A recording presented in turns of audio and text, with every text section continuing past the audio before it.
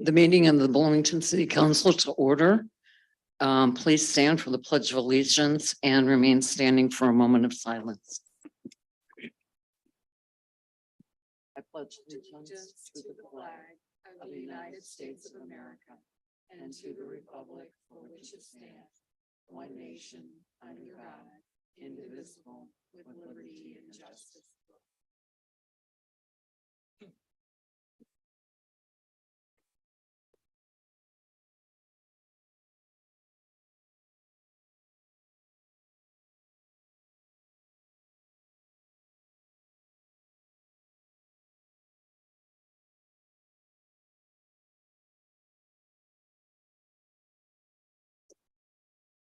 Madam Clerk, could you call the roll, please?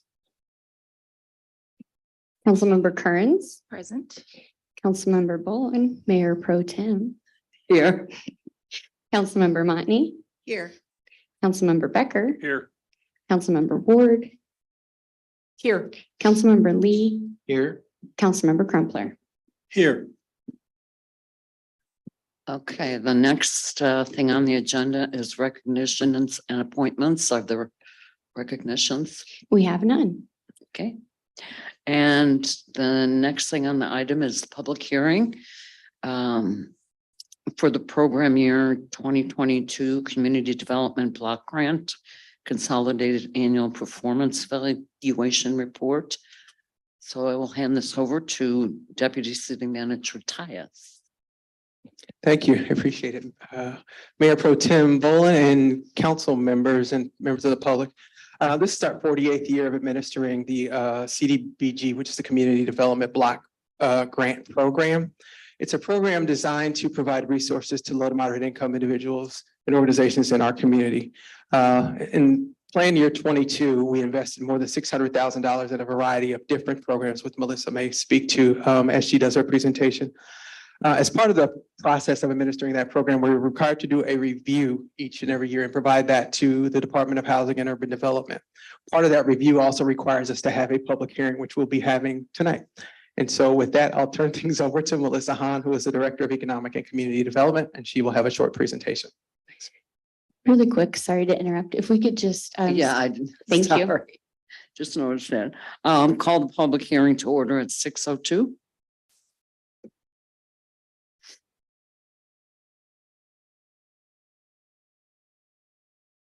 Well, good evening, Mayor Pro Tem, Deputy City Manager and Council. Hopefully they have the presentation. We'll go ahead and get that up. There we go. As the Deputy City Manager mentioned, this is for our program year of 2022 for the CDBG Consolidated Annual Performance Evaluation Report. Next slide, please. The City of Bloomington is an entitlement community, so we do receive funds from Housing and Urban Development through the CDBG program on an annual formula basis. That's how the funding is provided. The funding provided is to meet the national objectives as outlined by Housing and Urban Development, which is to benefit low to moderate income persons, prevent or eliminate slum and blight conditions, and meet urgent community needs. Next slide, please. This caper covers, as I mentioned, the city's program year of 2022, which is May 1 through April 30th. So kind of that year off from our fiscal year. We're looking more at the year that we started. So this is for the 2022 program year, and the caper provides the snapshot of our performance and what we've achieved from the current consolidated plan, and that our current consolidated plan is from 2020 through 2024. Next slide, please.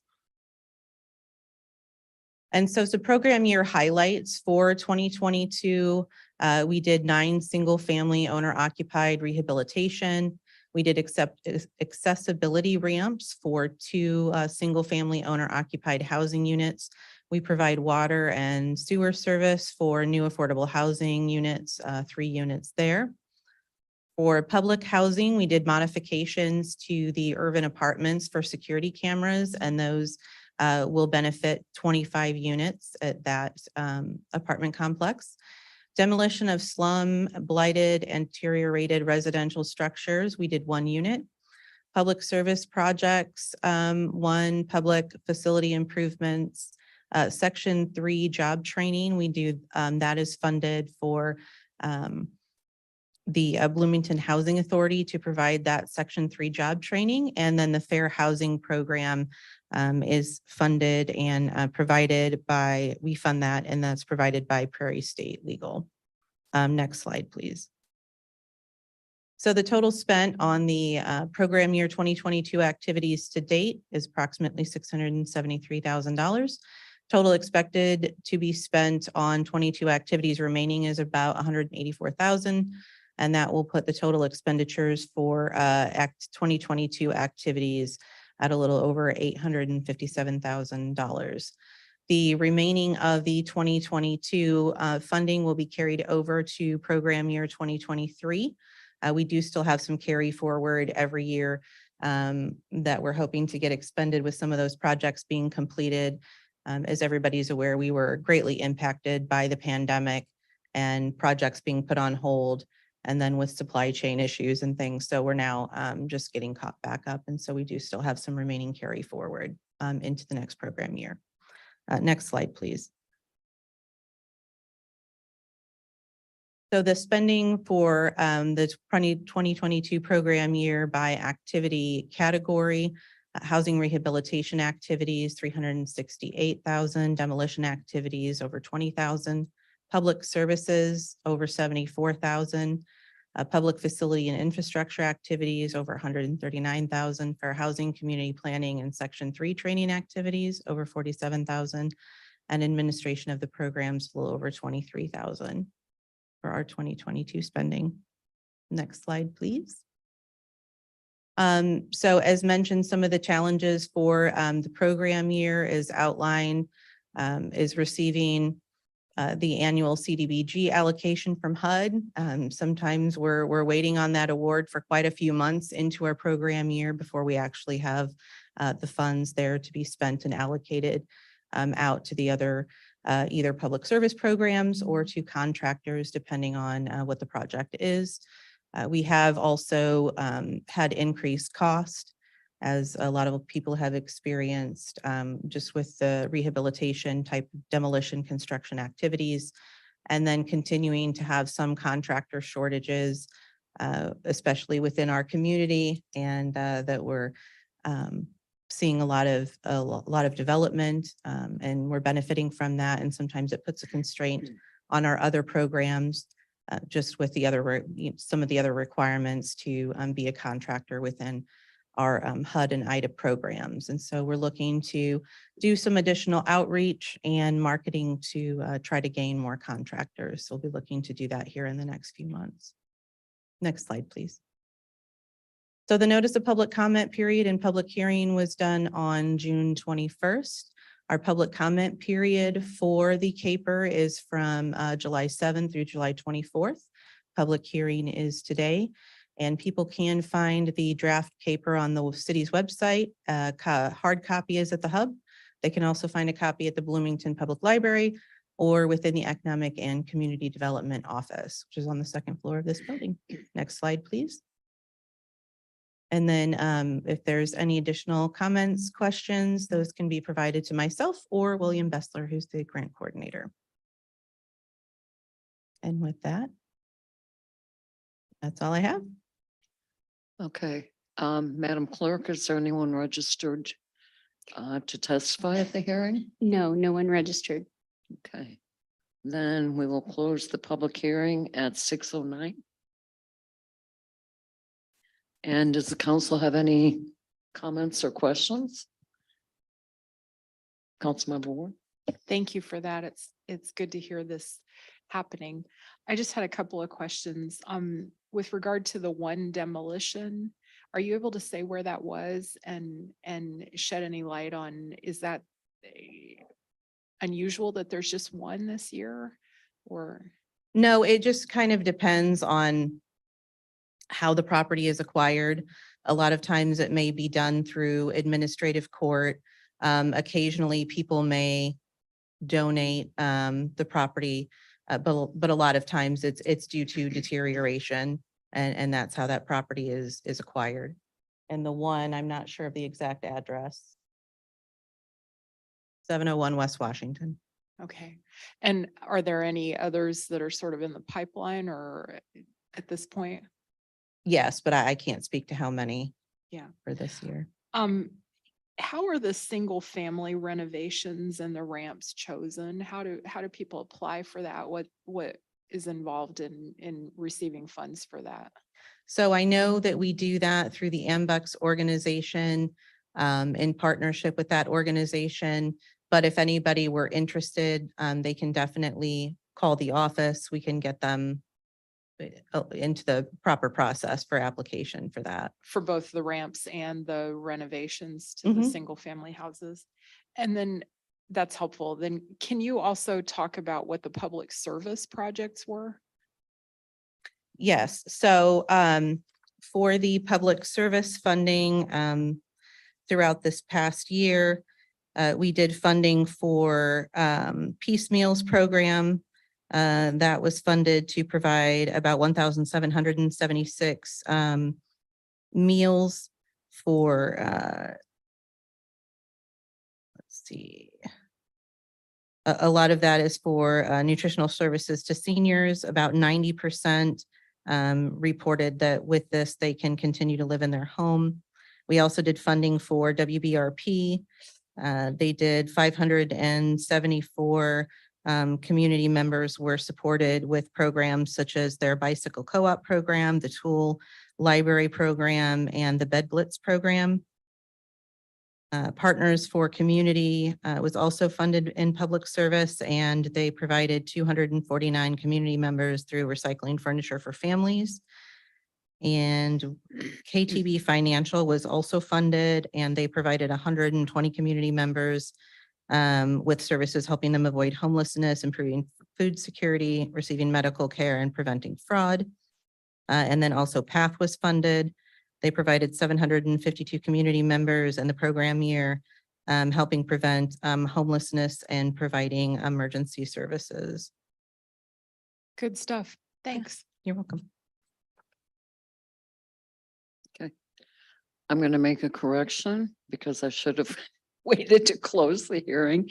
The hearing is closing at 6:12. Madam Clerk, are there any public comments? Yes, there are. We did not receive any emailed public comment, but we do have one person, Scott Steimling, registered to speak in person. Okay, thank you. Public comment is an opportunity for speakers to provide their views and feedback to the City Council. It's also an opportunity for the City Council to listen and hear diverse points of view. To maximize the impact of public comment and to show respect for the expression of all views, speakers should maintain civility and focus on city issues. Speakers must identify themselves for the record, but are not required to give their address. Each speaker is given the floor for 3 minutes, and the council does not respond or engage in debate. Any speaker that engages in threatening or disorderly behavior will be deemed out of order and their time ceased. Hi, Scott. How you doing? Scott Steimling, Ward 5. I'm extremely disappointed that the city of Bloomington thought nothing of discharging the fireworks. The vast majority made a loud boom. It is very frightening to pets. And firecrackers to them sounds like a weapon going off next to your ear with no hearing protection. Our police officers use hearing protection, but the pets don't have hearing protection. There are some displays that they do go up, they make a nice display, but there is no sound to them. You know, take the money and put them right back in the roads. I understand the fireworks may be donated, but do you think the police, the fire, rescue, those kind of people to donate their time? I doubt it. I don't know for a fact, but I doubt they donate their time. And this is money that could go right back into the infrastructure, and its infrastructure is crumbling under our eyes. Another thing is the streets.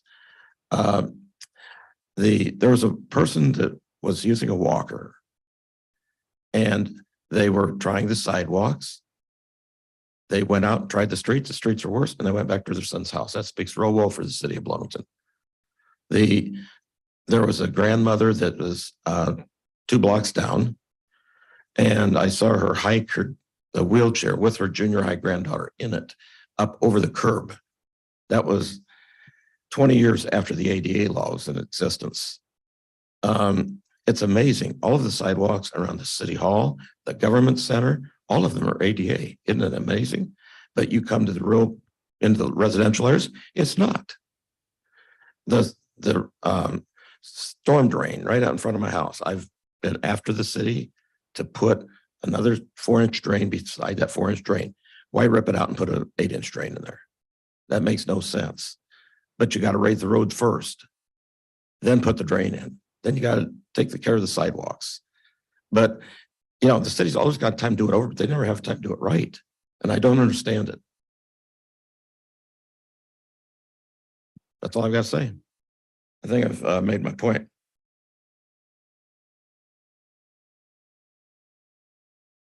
Okay, thank you very much. Thank you, Scott. Okay, before I ask for motion for the consent agenda, does anyone want to pull an item from the consent agenda? Can I have a motion to approve? I'll move. I'll second. Okay, motion by Councilmember Ward, second by Councilmember Crumpler.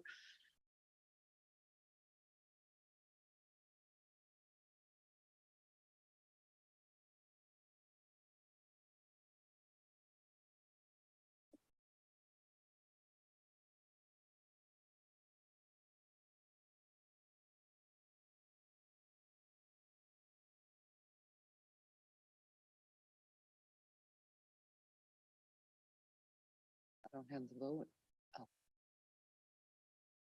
Oh, I don't vote.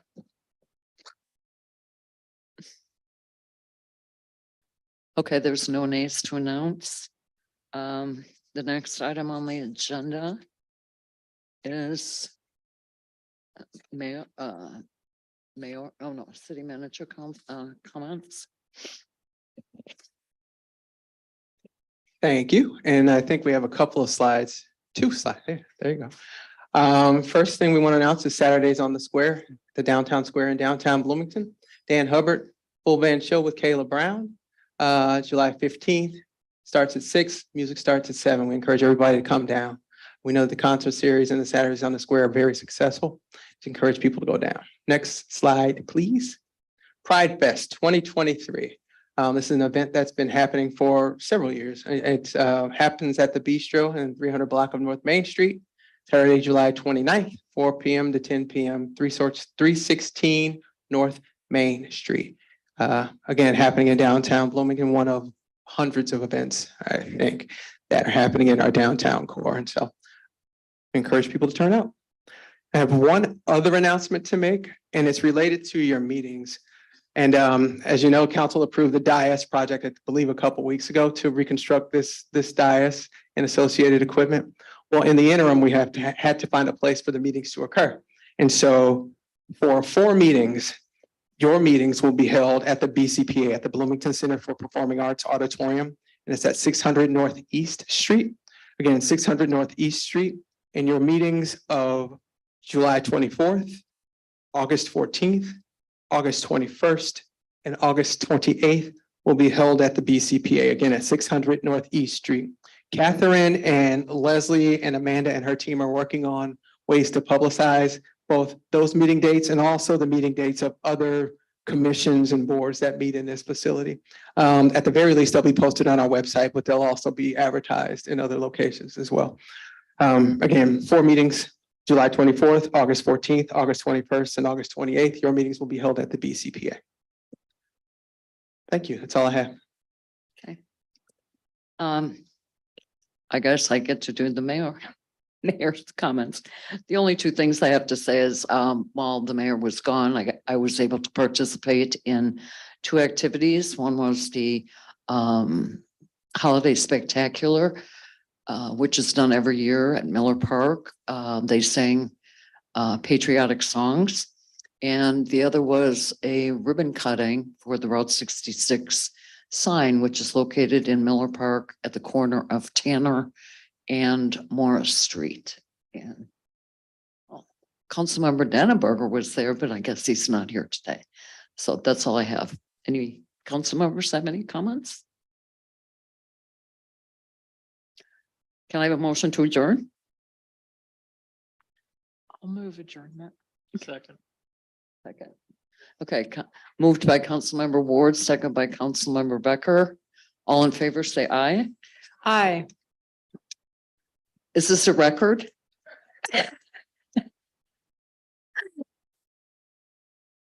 Thank you.